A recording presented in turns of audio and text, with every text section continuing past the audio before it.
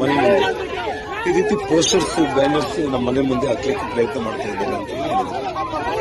ಇಷ್ಟೊಂದರೊಳಗಡೆ ನಾನು ಶ್ರೀರಾಮುಲು ಅವರಿಗೆ ಫೋನ್ ಮಾಡ್ತೇನೆ. ಶ್ರೀರಾಮುಲು ಮನೆಯಲ್ಲೇ ಇತ್ತು.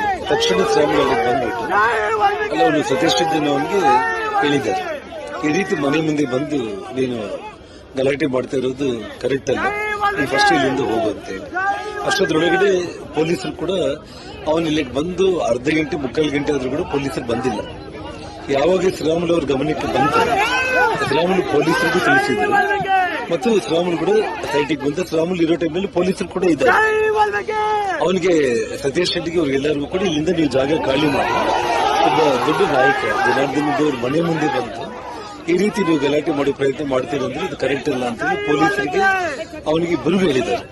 ಆದ್ರೂ ಕೂಡ ಬೇಕಂತೇಳಿ ಅವನು ರೋಡಲ್ಲಿ ನಾನು ಸ್ಟ್ರೈಕ್ಗೆ ಕೊಡ್ತೀನಿ ಅಂತೇಳಿ ಒಂದು ನೆಪದಲ್ಲಿ ಸ್ಟ್ರೈಕ್ ಅಂತೇಳಿ ಕುತ್ಕೊಂಡಿದ್ದಾನೆ ಸತೀಶ್ ರೆಡ್ಡಿ. ಅಷ್ಟೊಂದರೊಳಗಡೆ ದೊಡ್ಡ ಸಂಖ್ಯೆಯಲ್ಲಿ ನೂರಾರು ಸಂಖ್ಯೆಯಲ್ಲಿ ಜನಗಳನ್ನ ಕರೆದುಕೊಂಡಿದ್ದಾರೆ. ಕರೆಕ್ಟ್ ಆಗಿ ನಾನು ಗಂಗಾವತಿಯಿಂದ ಬಂದು ಕಾರಲ್ಲಿ ನಾನು ಇಳಿತಾ ಇದ್ದೀನಿ. ನಾನು ಜನಾರ್ದನ್ ರೆಡ್ಡಿ ಅವರು ಬಂದ್ರು ಅಂತ ಕೂಗ್ತಾ ಇದ್ರೆ ನಾನೇನು ಅನ್ಕೊಂಡೆ, ನಮ್ಮ ಹುಡುಗರು ಜನಾರ್ದನ್ ರೆಡ್ಡಿ ಸರ್ ಬಂದ್ರು ಅಂತೇಳಿ ಕೂಗ್ತಾ ಇದ್ದಾರೆ ಸಹಜವಾಗಿ ಅಂತ ನಾನು ಅನ್ಕೊಂಡೆ. ತಕ್ಷಣ ಕಲ್ಲು ತೂರಾಟ ಮತ್ತು ಫೈರಿಂಗ್ ಸ್ಟಾರ್ಟ್ ಆಯ್ತು.